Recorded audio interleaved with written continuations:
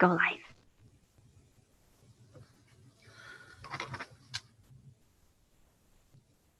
We'll just give everyone a few seconds here to get admitted in. Good afternoon, everyone. I hope everyone is well.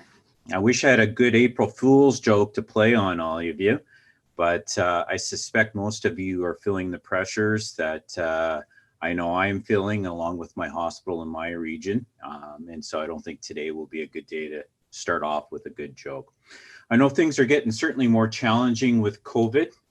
With considerable number of questions being raised and concerns, especially about the variants that we are seeing.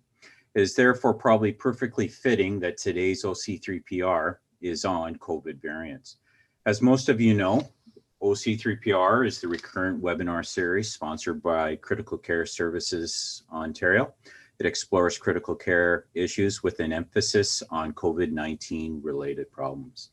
Our webinar today will be receiving questions and comments. So if you have some, please submit them to Q&A and we will do our best to get them asked, time permitting. Questions are being fielded by Drs. Neill Adhikari and Josée Thériault. For the interest of all, we ask you to please keep yourself muted. We also hope you can fill out the survey at the end of today's webinar, as your feedback is greatly appreciated. Continue to look at the CCSO website and consider following them on YouTube and Twitter. We anticipate that the response to the many questions that were raised on the Emergency Standard of Care webinar will be posted on CCSO website next week, so look for that. As was to be expected, the COVID-19 virus has begun to mutate. As we will be hearing about today, different strains are being identified. Although there's a more formal nomenclature, rightly or most likely wrongly, often the location that they are first identified from becomes what we associate with the variant. Be it the UK, the South African, or the Brazilian, along with several other variants, it is clear they are appearing and is now obvious variants are here in Canada and Ontario. What we are learning to appreciate is that the behavior of these strains might be different than the original COVID-19 wild virus. They may be more infectious, or perhaps they affect patients worse. We continue to learn more about these viruses with the impact of these variants not being fully eluded yet. It is unknown whether vaccines will be as efficacious. We don't know these answers to these questions, along with many others. To help us better understand these new coronavirus strains and to address some of the many questions I am sure that you have, we are most fortunate to have with us today Dr. Gerald Evans. Dr. Evans is the chair of the Division of Infectious Disease and a professor in the Department of Medicine at Queen's University. He's also a professor in the departments of Biomedical and Molecular Sciences and Pathology and Molecular Medicine, also at Queen's. He is an attending physician in internal medicine and infectious disease at Kingston Health Science Center. Since 2011, he's been the medical director of infection prevention and control at Kingston Health Science Center, as well as at Providence Care Hospital.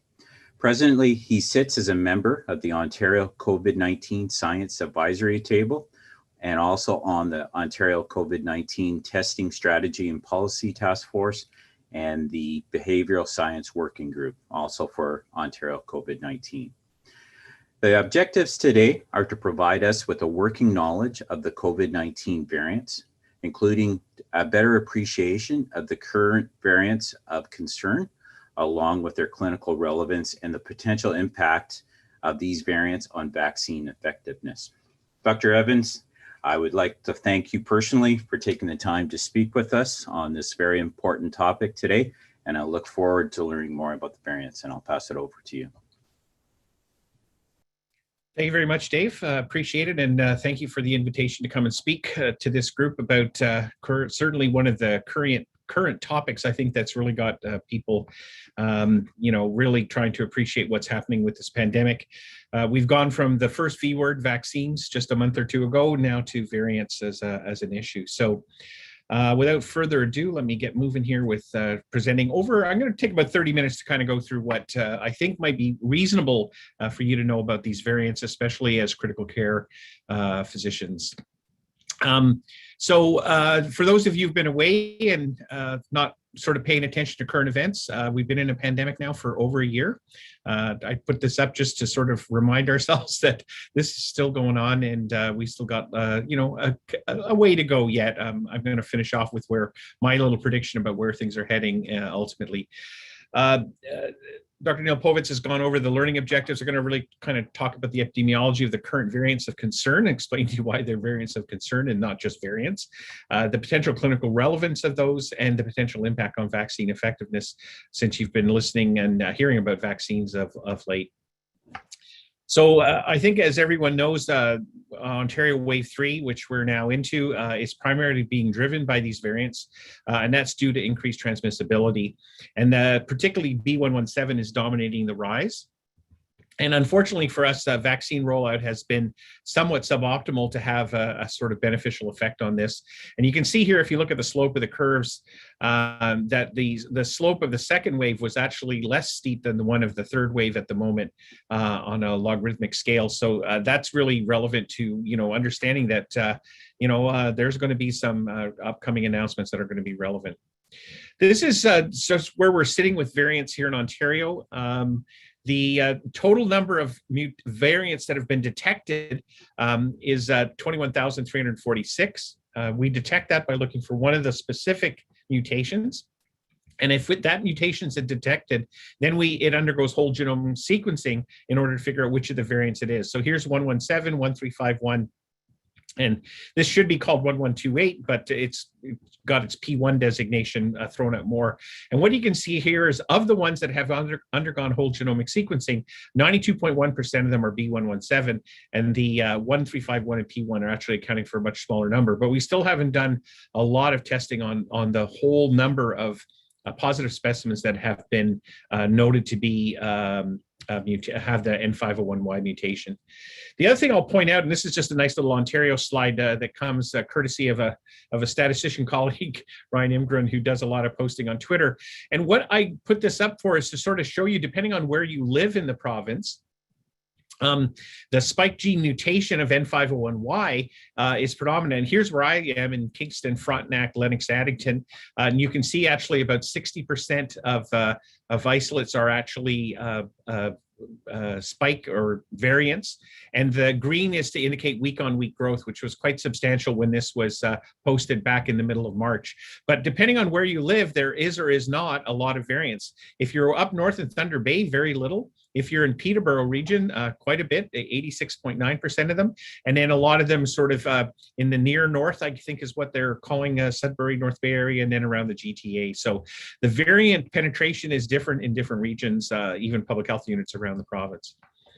The growth in variants in Ontario matches the growth that we've seen in other countries. So here's an example of Germany, Netherlands, Denmark, Switzerland, UK, where B117 has been the primary one. And you can see here in these gray boxes, this is where Ontario's been sitting, and we've kind of fallen along the very same line. So much as what has been said about the pandemic is just look at some other jurisdictions, and you can often figure out what's going to happen in your jurisdiction. So despite the fact that Ontario's in North America, it looks a lot like a lot of countries that exist in Europe.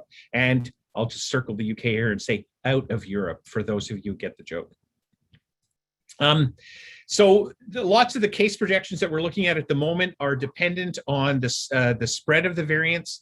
If there's a lot of spread of variants, you're going to see the steep curve. If medium, about here, and if it's low, it's going to be down here. Right now in Ontario, looking at this was a one that the science table produced from the modeling consortium.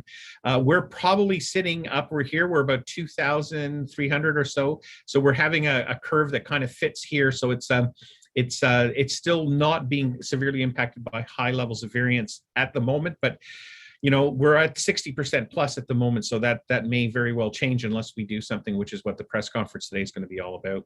I think this is one of the real critical slides. It's actually from the science brief that was put out by the science table on Monday. This is actually a slide which doesn't appear in that brief, but was composed of what was looked at in terms of a meta-analysis looking at Ontario, Denmark, and UK data. which shows that these variants of concern, and remember in all of those jurisdictions, B117 was dominating, the risk when compared with early variants. So if you look at the new variants versus the early variants, the wild type, the original strain, some people call the Wuhan strain, hospitalizations are up 64% with the new variants. ICU admissions doubled, 104%, and deaths 56%. But I'll draw your attention to this one. This is an age breakdown, and it's looking at hospital admissions back in December for 7 days versus some hospital admissions in a period in March of 7 days. And what you can see here, I think that's critical, is that in December, we were still seeing about 70% of hospital admissions were in very elderly people. So these are 60 to 69, 70 to 79, and this is over 80. Now what we're seeing in March with the variants coming in is that number is dropping. A lot of these folks now have at least one shot, and if you're in long-term care, 2 shots. But having said that, the number of hospital admissions is starting to rise, and particularly in that middle-age group of 50 to 59. So this is really relevant to what's going to happen, particularly for intensive care, since there's probably going to be a lot of desire for these people to receive very high-level care in an attempt to get them through their illness and have them survive, which may or may not have been present in some older groups. So really critical result. So these variants, let's talk about them for a second, because variant has suddenly entered the vocabulary, as Dave was just saying, but it's actually analogous to what we know about influenza. I think all of you, including Dr. Neilipovitz, who would have probably had to sit through a lecture from me on influenza, remembers about antigenic shift and drift in influenza. So one of the things we see in influenza is antigenic drift. What is antigenic drift? It's the occurrence of small mutations in hemagglutinin or neuraminidase that are the 2 relative antigens in influenza virus, and it results in antigenic changes within a viral clade that then leads to seasonal epidemics. And so what we're seeing with SARS-CoV-2 in these mutations is a antigenic drift. It's a little slower because the mutational frequency of influenza virus is higher, but it produces antigenic drift. It creates changes in the spike protein, and we just happen to call those changes, when we characterize them, as variants. But these mutations, of course, like the ones that are seen with influenza, can drive increasing transmissibility and immune escape. So if you figured you remembered what you knew about influenza, just apply it to SARS-CoV-2 and you're off to the races. Very quickly, I'm going to tell you, and you know all this from many years of studying, all viruses develop mutations during viral replication. They don't do it on purpose. It's a completely random event. Everybody knows that RNA polymerase and DNA polymerase are not perfect enzymes. They make mistakes as they reconstruct RNA and DNA during replication cycles. So the only thing that's important is how big is the viral genome, and this is where SARS-CoV-2 sits. It's in the middle here. But the mutational rate is going to be related to, so if you get lots and lots, oh, sorry about that, it's all popping all over the place. If you get a lot of mutation, a lot of viral replication, you're going to see random mutations show up. This is where SARS-CoV-2 sits. It's a positive single-stranded RNA virus, and it has a sort of intermediate kind of mutational frequency. But when you let hundreds and hundreds of millions of people get this virus, and in each one of those infected people, you have hundreds of thousands, if not millions, of viral replication cycles, it's not surprising at all that you're going to see variants showing up. You're going to get that antigenic drift. And that's a failure to control numbers. And so we're going to get to that in a second when I talk about what's emerged in the United States, which is a nice example of a country that didn't control its numbers. The other thing that's cool, and some of my colleagues in basic science virology have already looked at this. If you look at SARS-CoV-2, a coronavirus, where is it that mutations tend to occur most frequently? Well, it pans out it's in this R4 domain or R4 region of the viral genome. But this one, the R5 region, is actually where the spike protein is coded. And you can see here that it's the second most common place where random mutations pop up with SARS-CoV-2. So this is just a time frame. They just grew it in serial passages through cell culture, and this is when it popped up. So it's not surprising that we're seeing those spike protein changes. I'm not going to spend a lot of time on this other to say, yes, we have a very weird alphanumeric way of characterizing a nomenclature of these particular SARS-CoV-2. And this is just a natural evolution. If you think about this particular thing, turned about 90 degrees to the right, this is just a family tree of SARS-CoV-2. Here's the original strains that emerged. We saw this original group of viruses then begin to predominate, a lot of them with the D641G mutation, then this group, and now we're into this large B1 group, which is principally the ones that are, we're now seeing these variations in of their genomic structure. So quick little schematic. Here's the wild type SARS-CoV-2 with its genome kind of laid out schematically. Here's the spike protein coding. Here's B117. And how does it differ from wild type? Well, it's got all these mutations you can see as marked with these little rays, and it's got deletions as well, which pop up. But most of them, as you can see, are actually appearing in this spike protein domain. And they're basically amino acid substitutions. When that gene changes, it changes the amino acid that's in the spike protein, which may confer some changes in its structure. So if you blow it up, here's the spike protein itself. Here's the N501Y mutation, which is probably important. Some of these other ones that you haven't heard about are right now we don't think are big. H69V70 deletion may be important in immune escape. And you don't see E484k here because this is the B117 and it doesn't have that mutation, but that's another one that's important. And as we'll talk about in a sec, the L452R mutation, which has now been described in the variant with an origin in California. So what does the N501Y mutation do? If you look at the spike protein in a sort of attempted three-dimensional picture here, it's right near the tip of the spike protein. And what it does is it seems to allow it to bind with better avidity to the ACE2 receptor that exists in the respiratory tract of humans. And that now allows it to go after younger people who have less ACE2 in their respiratory tract than older people. Older people have a lot of ACE2, and the younger you are, the less ACE2 you have. So that seems to be important in its transmissibility issue that we're going to talk about. The E484k mutation is really important because it's probably the biggie that's popped up in the B1351 and P1 mutation. So this is the one with its origin in South Africa. This is the one with its origin in Brazil. And it affects a different part of the spike protein. And what's interesting about this is that where it's affecting the conformation of the spike protein is where you get the attachment of class 2 antibodies. And so what you can expect to see with this mutation is that antibodies are going to have a little less avidity for the spike protein. And that's going to be relevant when we talk about the effectiveness of vaccines against variants that have an E484k mutation. The other thing that's fascinating is to see that this virus we're evolving the virus. I don't say it's evolving, we're evolving the virus to make sure that it has what are really basically convergent mutations. They all confer a benefit to the virus by increasing transmissibility or an ability to escape immune production, et cetera. And so these things are all really important. And what you're seeing with them is that these mutations here are really beginning to predominate, particularly N501Y, because the virus has an advantage. It's important to remember that most mutations that viruses get are a disadvantage to the virus, and they don't survive longer and they die out.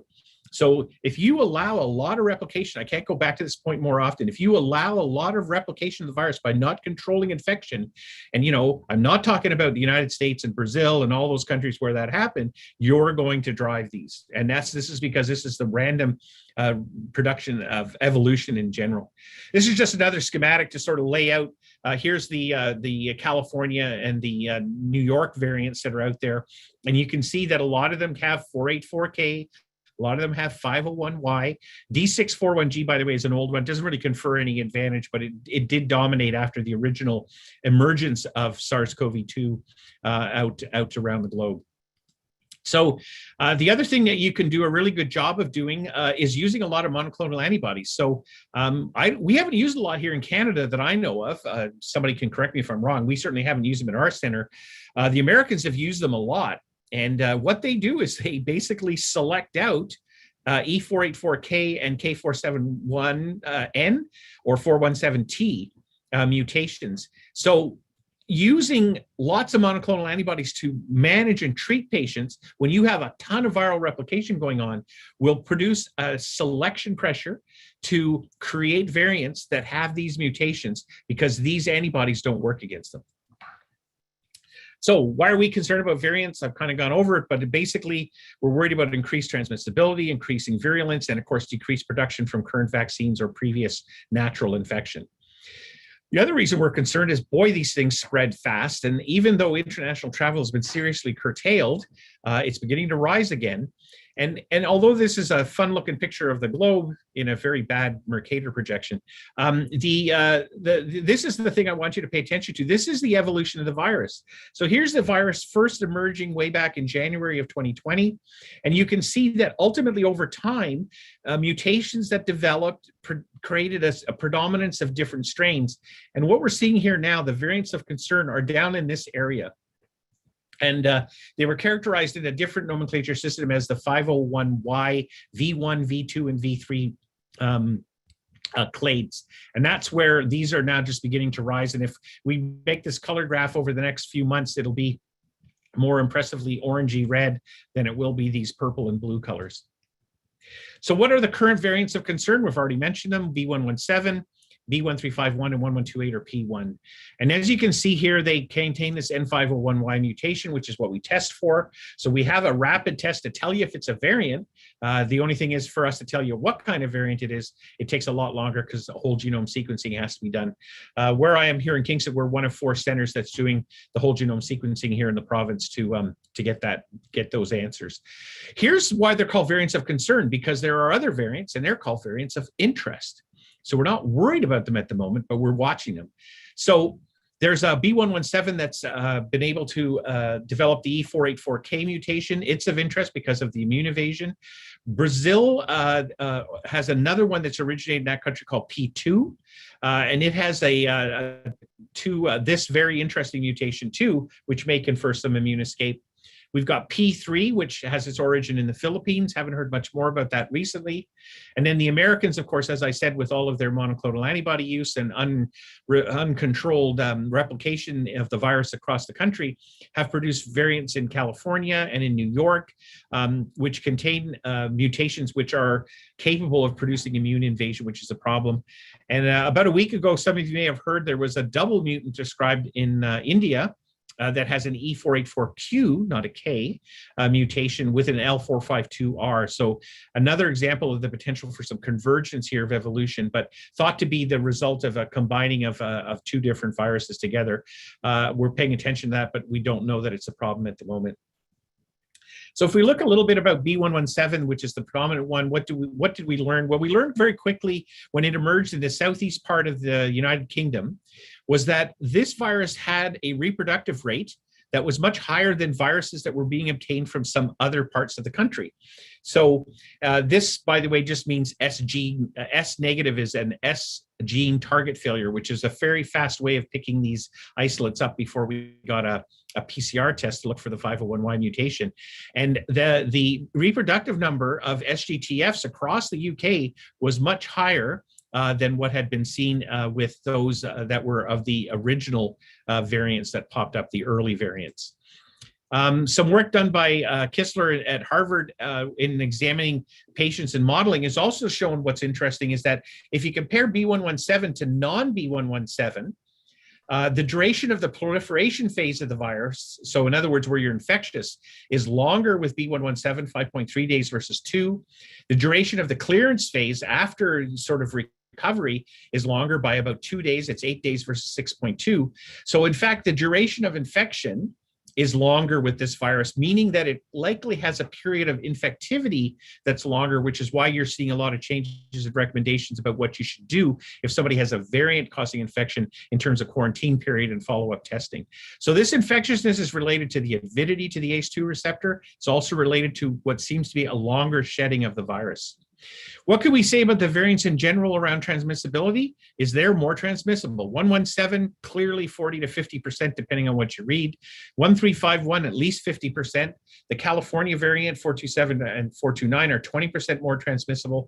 And we're still trying to get a handle on this is the a variant that has an origin in South Africa on 1128 and then the New York variants, but likely to be a problem as well in the future.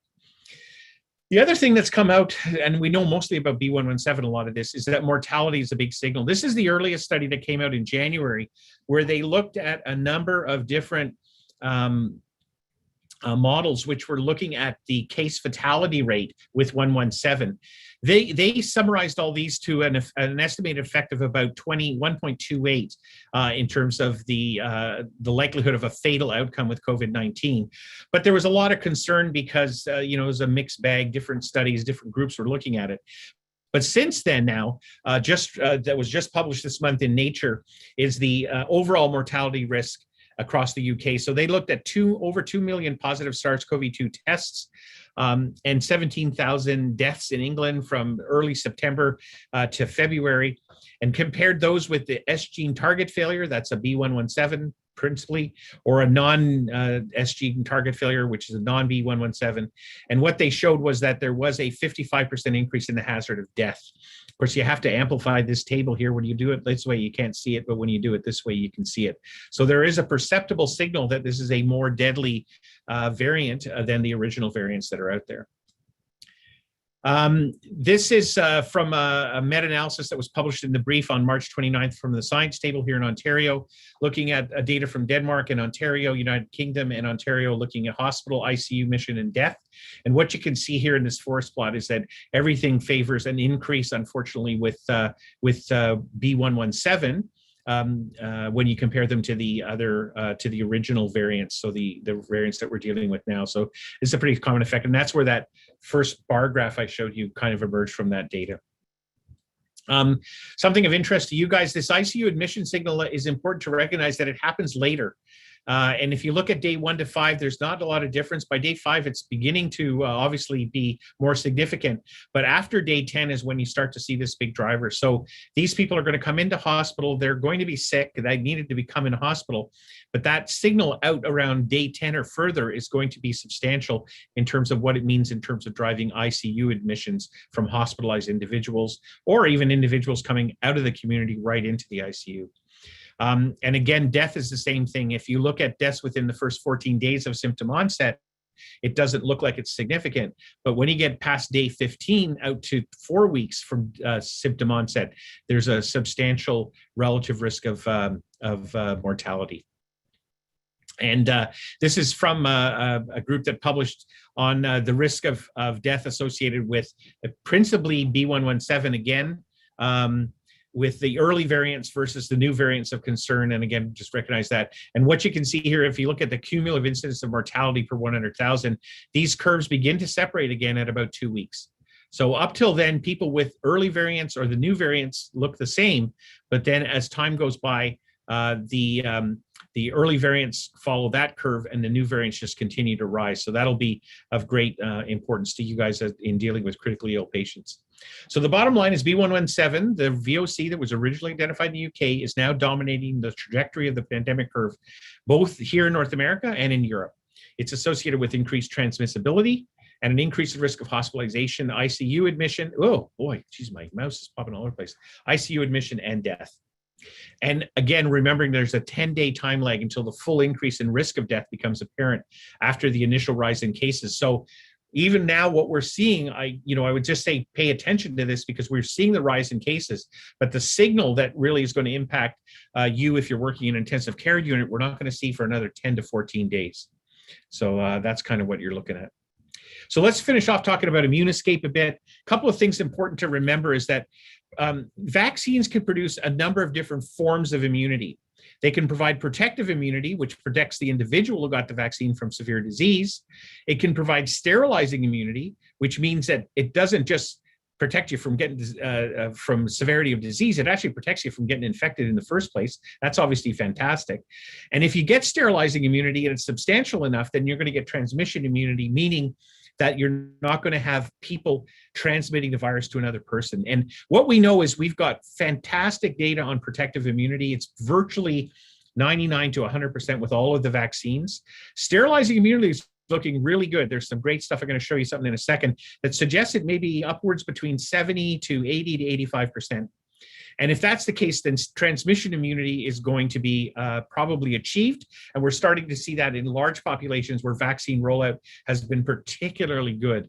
I'm thinking right now of Israel and to some degree the UK, and we're going to see data coming from the States because they've been able to, they didn't do too well with public health measures, but they sure know how to vaccinate the living daylights out of people. Here are the 4 vaccines. You guys are all familiar with these ones. We don't have any of this yet. We got some of this, but now everybody's freaked out about it. And Pfizer and Moderna are the ones that were the early ones that popped up. I put this up very quickly to, because you guys have probably had to deal with that. You've probably had friends, family, patients, and everyone else asking you, well, I want the mRNA vaccines. This is the efficacy that was reported, whereas this is the efficacy with Janssen, and here's the efficacy from the original reports of AstraZeneca. But I think it's really important to understand that you cannot compare these efficacies, basically because the time frame for when these vaccines were done was very different. Pfizer Moderna was done when there was very low levels of disease activity in terms of cases. And AstraZeneca and Janssen were done at a time period where there was a huge peak in this sort of second wave that was seen. So you really are comparing apples and oranges. You're going to get all kinds of different signals. You'd have to run all the studies together at the same time frame to really get a comparator. And of course, none of them have been looked directly in comparators. It's all indirect comparison. So quickly, the 4 vaccines we have, the one that we're likely to have next, which is Novavax. Protective immunity is unbelievably impressive. This shaded area here shows you what's been measured in terms of preventing COVID-19 hospitalization, which is a marker of severe disease. And it's virtually 100% across the board. When it comes to preventing infection, which is where you're starting to see those efficacy rates that I showed you in that graphic, that's where you're just starting to see the issue of what you get in the way of prevention of infection. So in other words, this is kind of a marker of sterilizing immunity. This is a marker of protective immunity. And so these vaccines are tremendously useful at preventing people from getting ill and dying from COVID, and are almost certainly, we would call, good vaccines at preventing you from getting infected. It's important to remember that, there's a lot to the immune response. It's just a graphic I pulled out of one of my standard references, but, we look at humoral immunity or antibody responses to vaccines. Here's the first dose, second dose effect, and then we get these T cell responses, which are important too. Let me just suggest to you right now that there is a lot of good emerging evidence that T cell responses, in blue here, are mostly important for protective immunity, and that antibody responses are very important to sterilizing immunity. So when we look at studies that report, oh, this person got the vaccine and boy, the level of antibodies they got was less than this other guy who got really high levels of antibody, that may not be at all important to the protective immunity you get from severe disease. It probably is important in getting high levels of antibodies if you're looking for sterilizing immunity, and that's because you get an IgA response to vaccines, and that IgA antibody at the mucosal interface is likely to prevent you from getting infected if it's appearing in the nasopharynx where the virus is going to try and infect you from. So just a reminder that may be very relevant to discussions. And we know that these functional T cell responses actually do appear to modulate disease severity. Strong T cell responses were seen in all trials. That would explain why almost all of them have almost 100% protective immunity. Even if you didn't get vaccines and you got infected, we know that T cell immunity protected you from a second infection, which was always milder. If you get reinfected after a natural infection, it appears to be mild because there's a good T cell response. And then, of course, one of my colleagues in San Francisco was pointing out that they actually showed very durable B cell immunity, memory B cell immunity, in survivors of Spanish flu who were looked at years after the Spanish flu had passed. So, basically sometime in the early 2000s, recognizing it was in 1918, 1919. So these are the studies that suggest that transmission or sterilizing immunity resulting in a diminishment in transmission is occurring. So we've got data from England, from Israel, some of the Mayo Clinic work, more from Israel and from Cambridge, but these are the levels of reduction in symptomatic or infections, including asymptomatic infections, that were seen in vaccine recipients. So these are all suggesting that not only do we get this fantastic protective immunity, but it's likely vaccines are going to give us sterilizing immunity. So let's get on to this issue about the variants. So everybody knows about this. There's a big press release that the South African government suspended use of the AZ vaccine back, when was it? In February, I think. And it was based on a study of 2,000 participants. And it said that although it had been showing 75% efficacy against mild to moderate cases until B1351 came, that efficacy dropped off to 22% based on the production of 42 symptomatic cases. So since the press release, that group is actually published in the New England Journal of Medicine, and this is their multi-center, double-blind, randomized controlled trial. They took a bunch of participants, all under 65. That's really important to look at, because if you're going to pick up a signal that you're not getting severe disease, hospitalization, ICU, and death, you need older people, because those are the ones that carry that signal. But this was actually a group with a mean age of 31, 1,000 in each group. They gave them a 2-dose regimen. And what they showed was, yeah, you still got mild to moderate infection in people who received the vaccine. But it was a young group where you wouldn't expect to see a dangerous signal at the time for severe disease and hospitalization. So in fact, it really didn't help us sort out whether or not that protective immunity sorted out, but it did tell us a little bit about some potential for a reduction in sterilizing immunity. So I think the South African government, it's a government, so they're going to make decisions based on all kinds of other facts. The other thing we've heard about is that in the J&J single-dose vaccine that was studied. Remember, it's a single-dose vaccine because it was studied as a single-dose vaccine. It could easily be a double-dose vaccine, but they studied it as a single-dose. And it was, in the US, it was 72% effective against moderate to severe COVID and 57% effective in South Africa. 57 is pretty darn good. If you gave me a vaccine that reduced the likelihood of me getting severe disease by about 60%, I'll take it. Novavax has shown somewhat similar figures, even better looking in the UK at 89%, and in South Africa, where 1351 is dominant, it's about 60%, but still an effective vaccine. Looking at AstraZeneca against B117 versus non-B117, I got to turn this into a graph someday because its tables are terrible to show on slides. But what you can see is that with B117, compared to other variants, there's a drop here a little bit in the development of primary symptomatic COVID. There is a drop in asymptomatic infections. So you still got infections, but they were mostly asymptomatic. And anybody who was tested positive saw a drop between other variants versus the B117, recognizing that they hadn't sequenced everything. So these vaccines do maintain activity against B117. I don't think there's any point about that. So I try to summarize it in this table. If you look at these 4 approved plus the one that's coming, what you've got against, if you're not dealing with variants of concern, you've got efficacy rates from the clinical trials, which are high. This one I just put in the table literally about 15 minutes before I did this talk, because there was a paper published 2 days ago in Lancet with the Oxford AstraZeneca vaccine showing 81.5% against the original, non-concerned variants, early variants, if you want to call them. And against B117, it's 70.4%. So fits with that 60 to 70%. Against 1351, we're still stuck with this number that they got from the South African study, which I showed you, and then some of these other ones. But the other ones we really don't know about. I'm very suspicious, and we've got some emerging data, not on clinical efficacy, but on antibody level T cell responsiveness that was just published on Pfizer against B117, which shows that it remains very effective. Again, probably in the 80% range, but these are ones where there was actually clinical efficacy measured, not just laboratory efficacy by antibody levels. So let's drive you crazy by showing you neutralizing antibody levels after I just tell you that it's not really important. This was a study looking at Pfizer against new early variant Washington strain, B117, the P1, B1351, and then some mutant viruses, which you can make in the lab. And yes, there are people who spend their days making mutant viruses just to drive you crazy.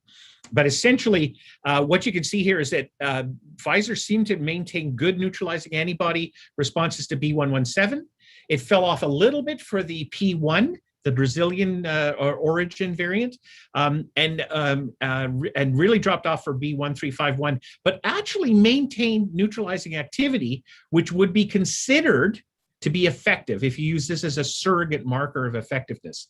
So Yes, you get a drop off with some of these mutations and some of the variants, but really our current vaccines work well. And of course, all of the companies are now working on jigging their mRNA or their adenovirus vector DNA segment to now account for these variants. So we're going to have other vaccines that are specifically aimed at the altered spike protein seen with these other variants.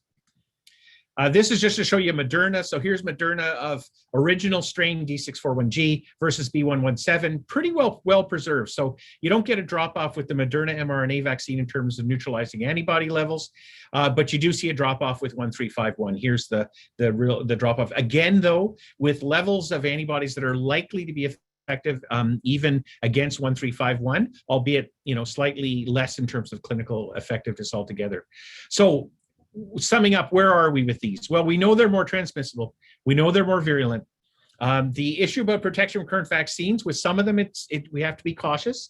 But with certainly B117, it looks like our current vaccines are protective against B117 and will continue to be so into the future as long as we don't get another variant popping up with yet another mutation. So here's how I see things on April 1st. We're in the third wave. It's being driven mostly by these new variants of concern that are out there. They are a real cause for concern because they increase transmissibility and virulence. Vaccines will maintain effectiveness against B117.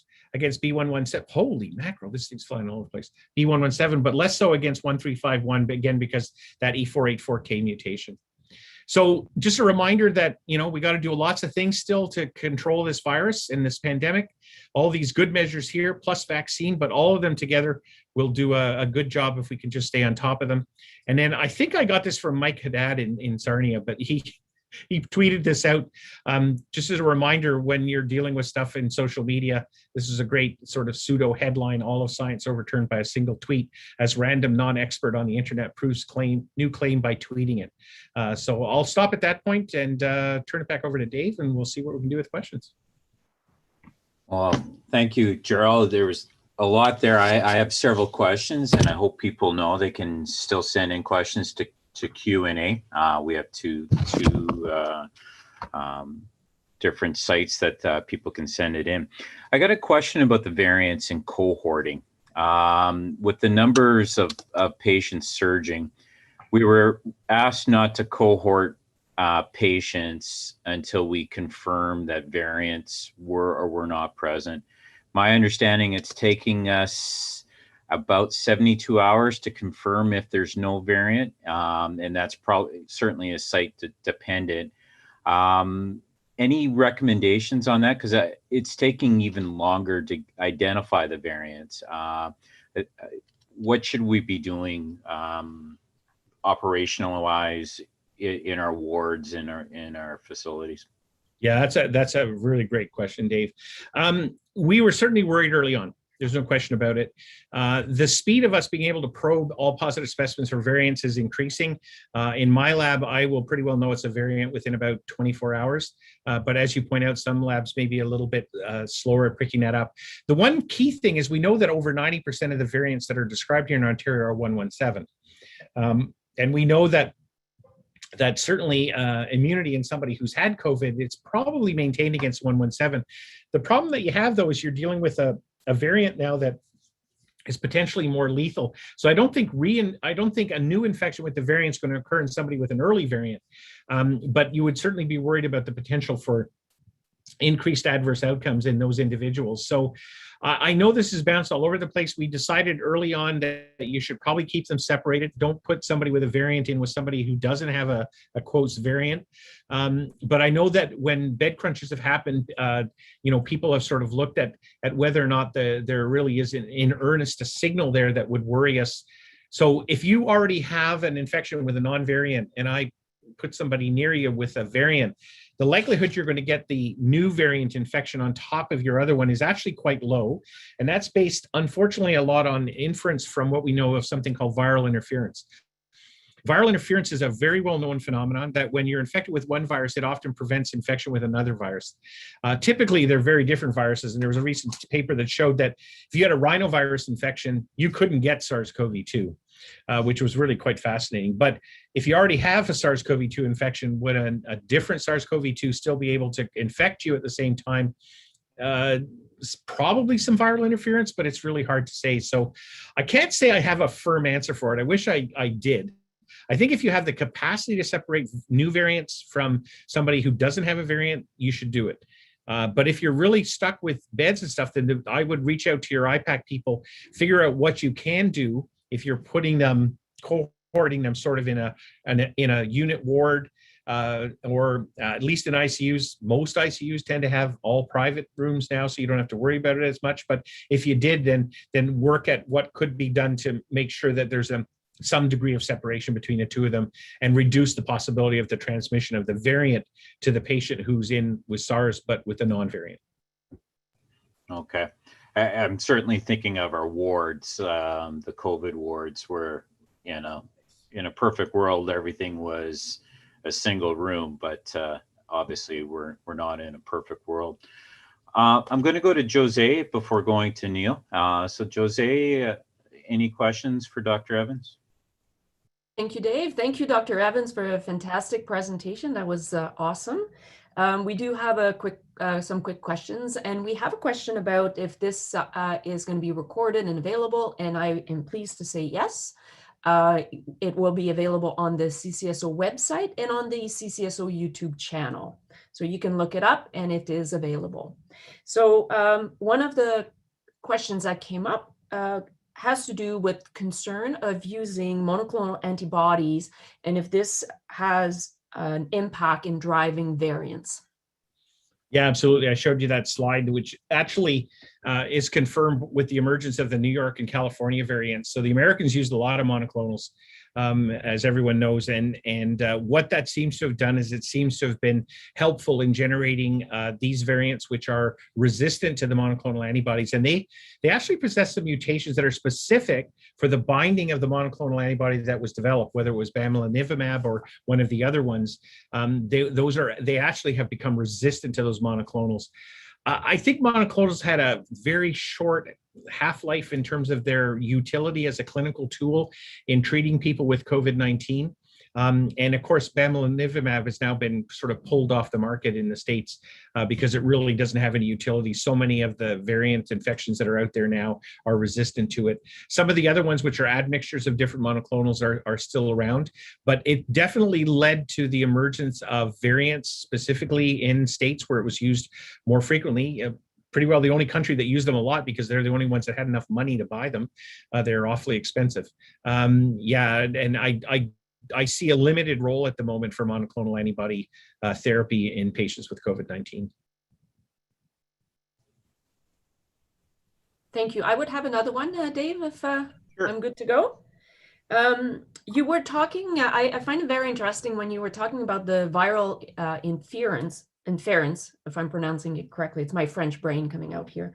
And it makes me think of, the time. We have patients that do get COVID in the community and make their way to our hospital within a certain period afterwards where testing are still positive, but we're uncertain if they, especially for some of the communities where the VOCs are predominant, if there is concern of reinfection and what type of percentage would we be looking at and the time in between the original infection and the reinfection with variants, if it's possible. Yeah, so the general consensus is that reinfection with SARS-CoV-2 does not occur within the 90 days of any original infection, whether it be with a variant or a non-variant.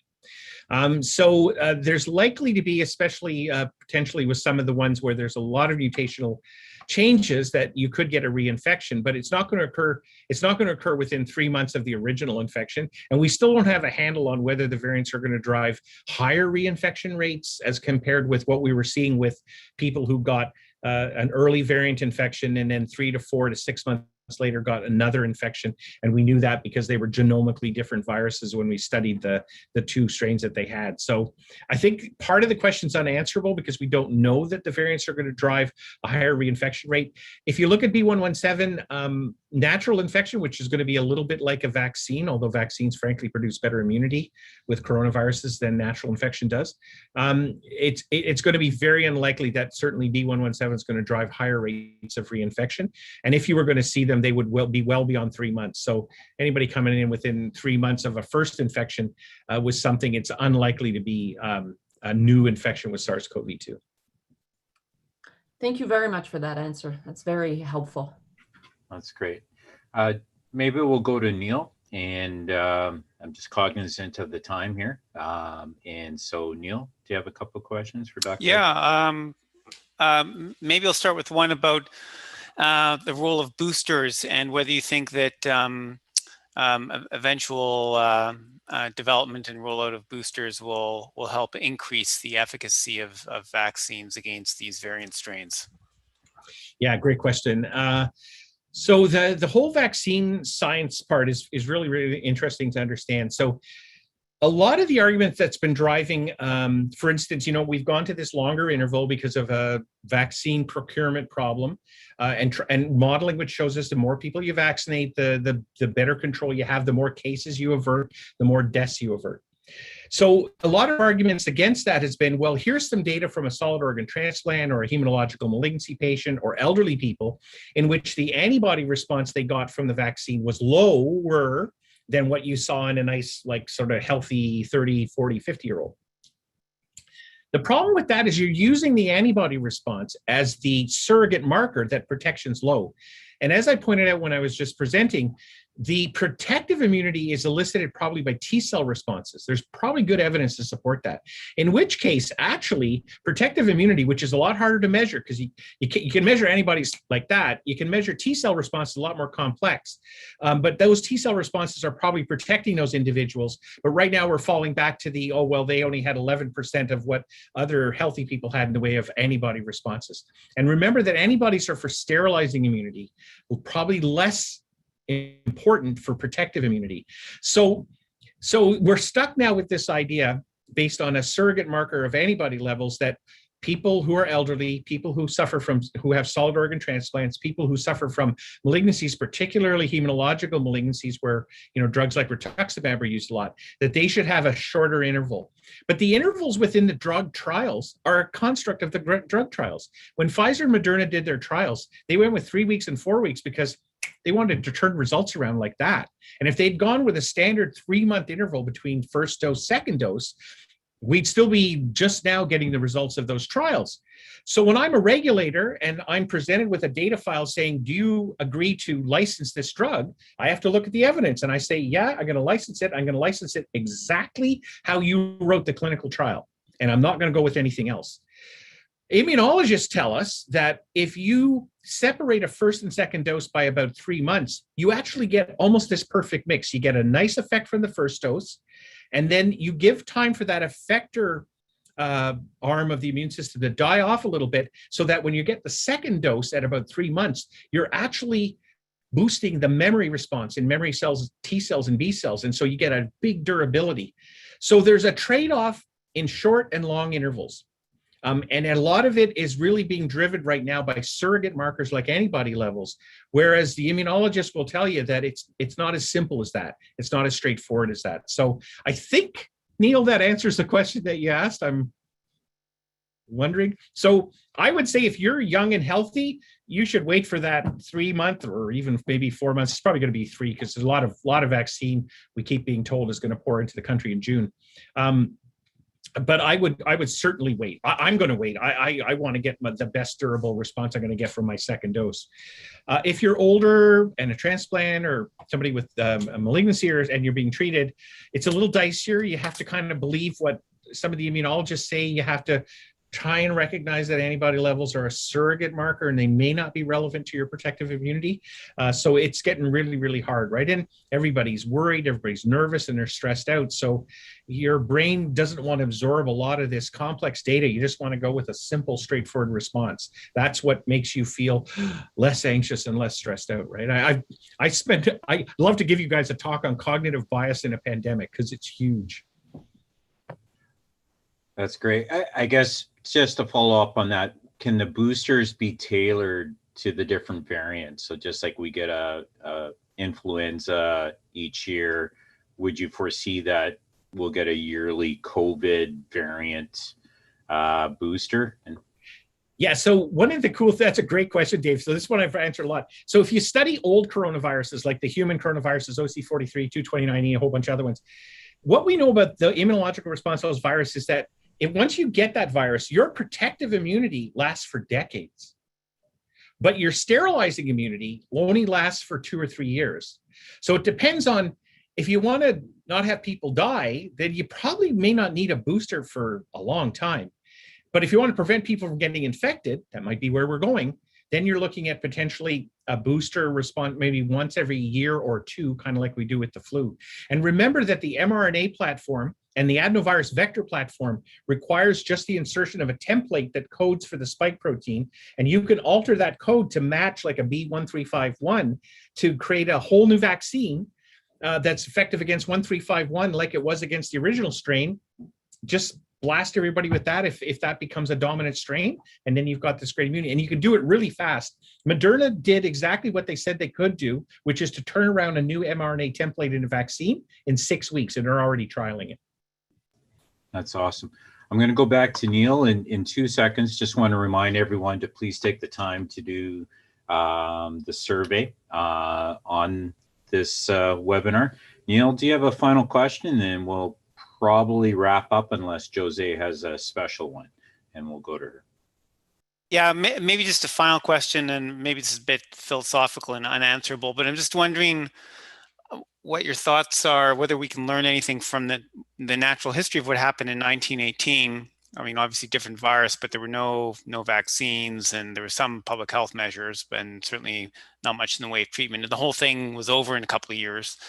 And so what if you had to think about this virus, the variants, what we're doing in terms or not doing in terms of public health measures and trying to do in terms of vaccines, what do you think, I guess, the natural history of the whole thing is? Like a natural death and something else, death of the virus, that is, or an ongoing flu-like condition?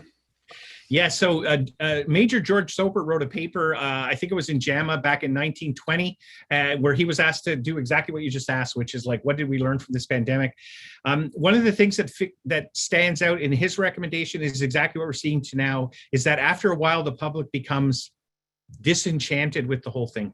They get tired of it, and they decide to perceive that there isn't a problem. So we're running into that right now.